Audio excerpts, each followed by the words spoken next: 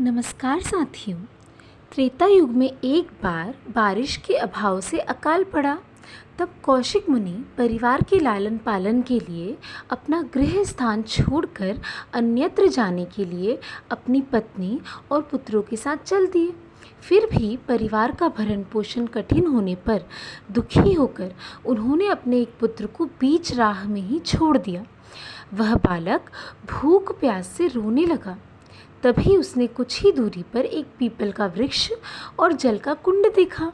उसने भूख शांत करने के लिए पीपल के पत्तों को खाया और कुंड का जल पीकर अपनी प्यास बुझाई। वह बालक प्रतिदिन इसी तरह पत्ते और पानी पीकर और तपस्या करके समय गुजारने लगा। तभी एक दिन वहाँ देवर्षि नारद पहुँचे। बालक ने उनको नमन किया। नारद मुनि विपरीत दशा में बालक की विनम्रता को देखकर खुश हुए। उन्होंने तुरंत बालक का यथोचित संस्कार कर वेदों की शिक्षा दी। उन्होंने उसे ओम नमो भगवते वासुदेवाय नमः की मंत्र दीक्षा भी दी। वह बालक नित्य भगवान विष्णु के मंत्र का जाप कर तप करने लगा। नारद मुनि उस बालक के साथ ही रहे। बालक की तपस्या से भगवान विष्णु प्रसन्न हुए। भगवान विष्णु ने प्रकट होकर बालक से वर मांगने को कहा। बालक ने भगवत भक्ति का वर मांगा। तब भगवान विष्णु ने बालक को योग और ज्ञान की शिक्षा दी, जिससे वह परम ज्ञानी महर्षि बन गया। एक दिन बालक के मन में जिज्ञासा पैदा हुई। उसने नारद मुनि से पूछा कि इतनी छोटी उम्र में ही क्यों मेरे माता पिता से अलगाव हो गया, क्यों मुझे इतनी पीड़ा भोगना पड़ रही है।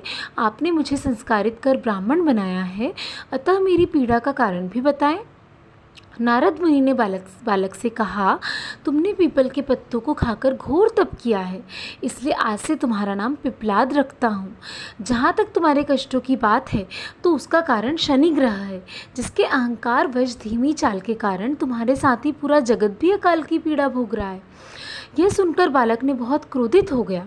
उसने आवेशित होकर जैसे ही आकाश में विचरण कर रहे शनि को देखा, तब शनि ग्रह बालक पिपलाद के तेजोबल से जमीन पर एक पर्वत पर आ गिरा, जिससे वह अपंग हो गया।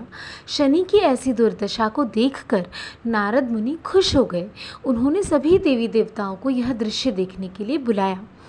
तब वहाँ पर ब्रह्मदेव सहित अन्य देवों ने आकर बालक पिपलाद के आवेश को शांत कर कहा कि नारद मुनि द्वारा रखा गया तुम्हारा नाम श्रेष्ठ है और आज से तुम पूरे जगत में इसी नाम से प्रसिद्ध होगे। जो भी व्यक्ति शनिवार के दिन पिपलाद का नाम का ध्यान कर पूरी श्रद्धा और भावना से पूजा करेगा, उसको शनि ग्रह के कष्टों से छुटकारा मिलेगा और उसको संतान सुख भी प्राप्त होंगे।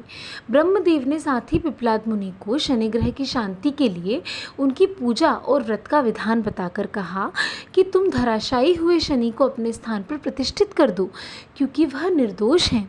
पिपलाद मुनि ने भी ब्रह्मदेव के आदेश का पालन किया और उनसे शनिश्चर व्रत विधि को जानकर जगत को शनि ग्रह की शांति का मार्ग बताया।